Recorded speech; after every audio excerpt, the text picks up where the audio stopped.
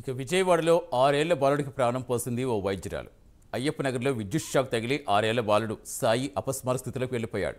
వెంటనే తల్లిదండ్రులు చికిత్స కోసం ఆసుపత్రికి తరలిస్తుండగా అది గమనించిన వైద్యురాలు రవళి బాలుడి రోడ్డుపైన పడుకోబెట్టి సిపిఆర్ చేసి అతడి ప్రాణాలు కాపాడారు. దీంతో బాలుడు అపస్మారక స్థితి నుంచి బయటపడ్డారు.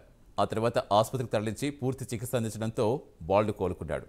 అయితే సిపిఆర్ చేసి 6 ఏళ్ల బాలుడి ప్రాణాలు నిలిపిన వైద్యురాలు రవళిపై సర్వత్రా అభినందనలు వెల్లువెత్తుతున్నాయి. డాక్టర్ రవళి గ్రేట్ అంటూ స్థానికులు ప్రశంసల వర్షం కురిపిస్తున్నారు.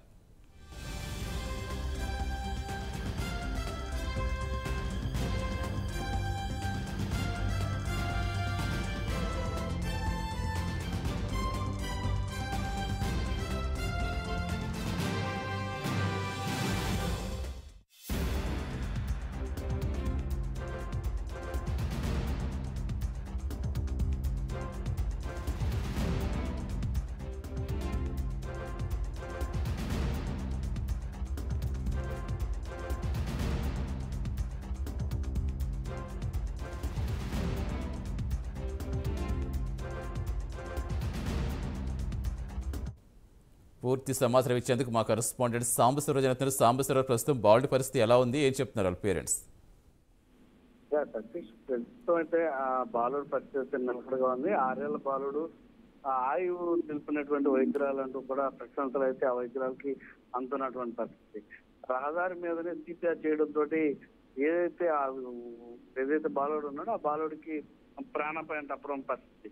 సోషల్ మీడియాలో కూడా ఈ వీడియో వైరల్ అవుతుంటే డాక్టర్ కి సంబంధించి కూడా ప్రశంసలు అయితే అందుతున్నటువంటి పరిస్థితి.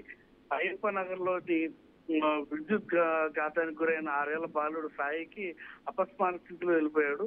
ఆ వెళ్ళిపోయినటువంటి పరిస్థితుల్లో వైద్యురాలు రవళి ఎవరైతే ఉన్నారో ఆ రవళికి ప్రజల నుంచి ఆ స్పాట్ లోకి రావడం తోటి ఆమె సిపిఆర్ చేయడం వల్ల రోడ్డు పైనే ఆమె ఏదైతే హార్ట్ బీట్ కి సంబంధించి ఆగిపోయింది అనుకున్న తరుణంలో సిపిఆర్ చేయడం వల్ల ఆమె మళ్ళీ ఆ బాలుడు అయితే బతకడం జరిగింది. అదేవిధంగా రోడ్డుపై వెళ్తున్నటువంటి తల్లిదండ్రులు గమనించి కూడా వైద్యురాలు స్పందించినటువంటి రవళిని వాళ్ళైతే మాత్రం అప్రిషియేట్ చేయడం కూడా జరుగుతోంది. మొత్తం మీద ప్రస్తుతం అయితే రవళికి చేసినటువంటి పనికైతే మాత్రం అందరూ కూడా ప్రశంసలు చూపిస్తున్నారు. బాలుడి పరిస్థితి కూడా ప్రస్తుతం అయితే స్టేబుల్ గా ఉన్నటువంటి పరిస్థితి. Thank you Sambasivarao.